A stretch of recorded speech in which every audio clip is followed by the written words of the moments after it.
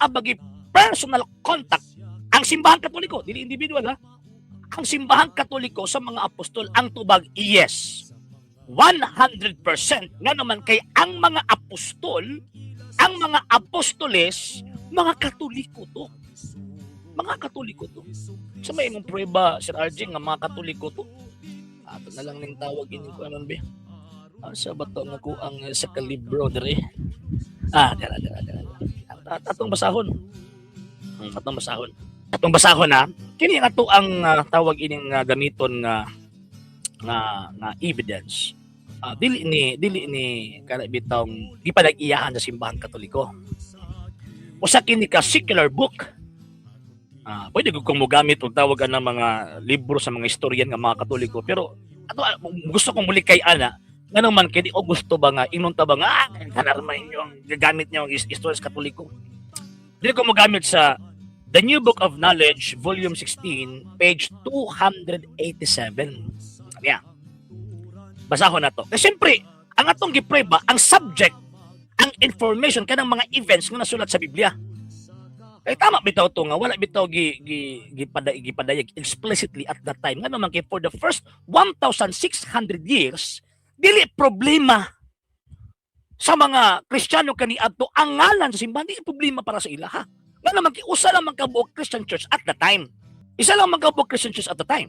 So dili problema sa ilaha ang pangalan. Mo bitaw kung imong tan-awon atong tan-awon ang Christian history, ang ilaha lang description. Description sa man, the Church of Christ, the Church of God, the Church of the Gentiles, the Christian Church, the Catholic Church, the One Church, the Holy Church, o uban pa, the Church of God, yon. Description lang. Nga naman kay again, dili problema sa ila kaniadto ang name sa iglesia.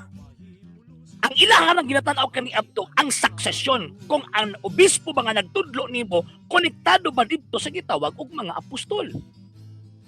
Matanaw tong giangko nila nga si Saint Polycarp of Smyrna. Okay, kisa may nitawag aning nagbautismo or nag-ordain kang Saint Polycarp of Smyrna. Kaya actually, kung imo tan-awon ang history ni Saint Polycarp of Smyrna, gibunyagan siya bata pa eh. Gibunyagan siya bata pa. So di na makalusot diha ang kuan, di na makalusot din ang Baptist pastoy. Nga naman kay para sila dagko labi bunyagan. Si Saint Polycarp of Smyrna bata pa gibunyagan na. Nga naman kay katong gipatay siya. Sa statement niya kung sabto nato. Sabto nato ang statement niya. 86 katuig ko. Naniribisyo kang Kristo niya. Unsa man ako? Unsa may sala ni Kristo ako i-deny? I-deny siya nga wa man siya gibuhat nako nga tawag ining dautan. So buti pasabot 86 years yung Christian siya. And in what way man kang mahimong Kristiyano? Makadawat kag bautismo. So buti pasabot ang edad nga namatay si Saint Polycarp of Smyrna 86, unya ingon pud siya 86 ko nangalalad kang Kristo, ya si Kristo way gibuhat na kung dautan ngano ako aman sa ilimod. So buti pasabot bata pa gibunyagan na siya. Naabay koneksyon ang mga naabay koneksyon ang simbahan Katoliko sa mga apostol? Yes, 100%. Nga naman kay ang mga Katolik, ang mga apostol, mga Katoliko. Kaniya, basahan na to ha. The New Book of Knowledge, Volume 16, page 287. Sige ngon din eh. Roman Catholic Church. The history of the Roman Catholic Church began in an upper room in Jerusalem almost 2,000 years ago.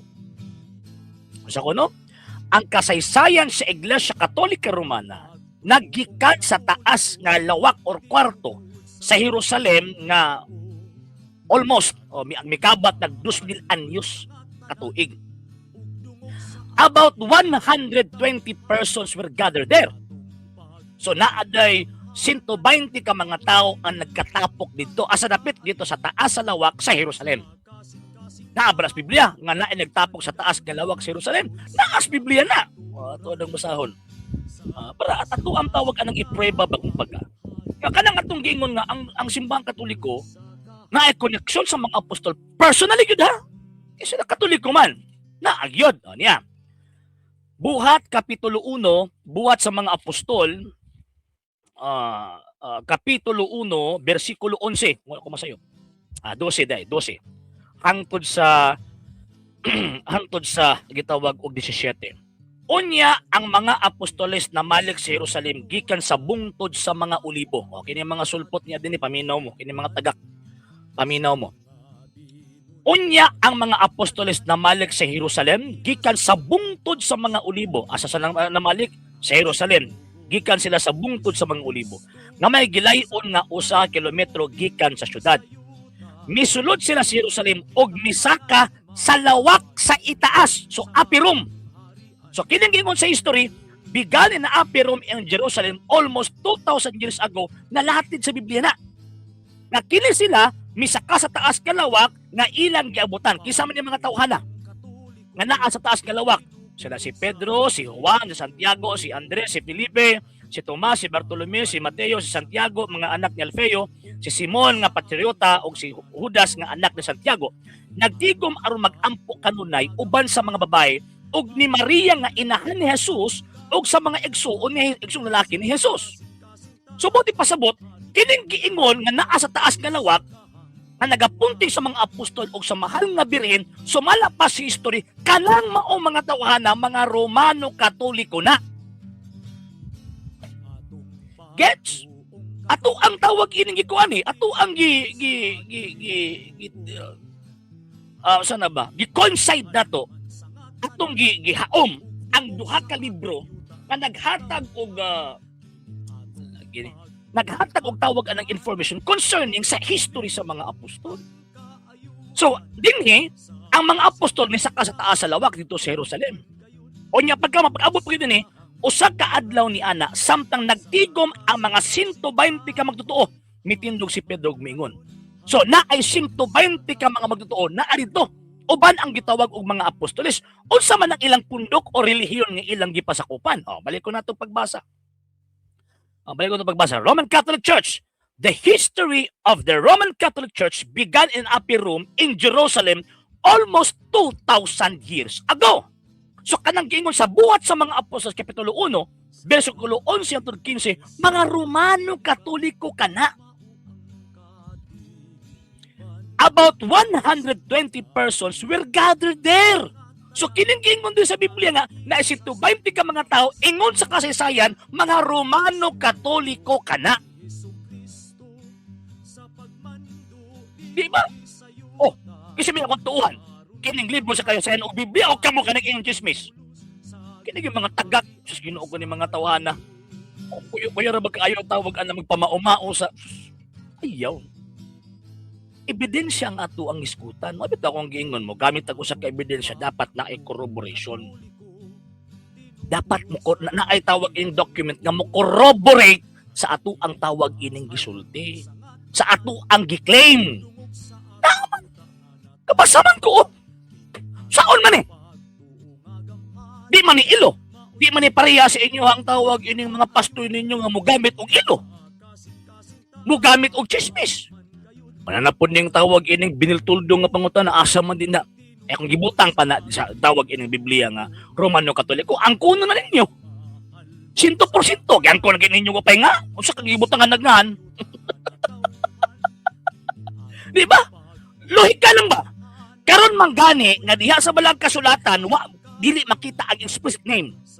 Sa maong gitog simbahan, angkon man gani mo, how much more og gibutangan og ngan? Magdagma-dagma gid mo angkon. Mo ni mga tawhan na ba? Ako asang giproibahan. Kadtong gitawag na as taas lawas Jerusalem mga Romano Katoliko to. Romano Katoliko in the sense sa faith nga ilang gigunitan mo man na. Dili tungod kay usa ilang citizenship. Kung na-convert na ba ang Roma o dili? Sisayan akong gibasa, di ba ako? Okay lang ako ani. Kung di ba ni ako, di man ko pareha sa inyo nga tawag ining magbuot-buot nag-angkon-angkon. Man laway rebasihan. Sa hindi pa po nakapag-follow sa mga pages po natin, i-follow nyo po yung mga pages po natin. RJ Horolanciano II, The TV Apolia Punto Argumento page, Kuya Apologist TV page, and RJ's Vlog 2022. And pwede rin po kayo mag-send po dyan ng Facebook stars. And also, sa ating po mga channels. Sa hindi po nakapag-subscribe, subscribe po ninyo yung mga channels natin, Dalay Catholic, Apologist International Official, RJ Sanado Second TV, Kuya Apologist TV, and Barrio Kawayan Religious Forum. And pwede rin po kayo mag-send po dyan ng super sticker, super chats, and super thanks. And maraming salamat po sa mga kapatid at mga Katoliko na ulis pong tumutulong sa programa po natin. Maraming salamat po. Nang dahil po sa tulong at suporta po ninyo, ang programa pong ito, until now, andito pa rin po sa social media. And until now din po, nangangailangan pa rin po tayo sa tulong at suporta po ninyo dahil wala po kami magagawa rito mga sir, mga ma'am, kung wala po yung tulong at suporta po ninyo. Sa gusto pong tumulong, sa gusto pong sumuporta, pwede po ninyong ipadala ang tulong at suporta po ninyo sa pamamagitan po ng ating mga account numbers dyan po sa ating pong screen. And pwede niyo po kaming i-message sa ating pong page kung via remittance po yung papadala po ninyo. Maraming salamat po in advance.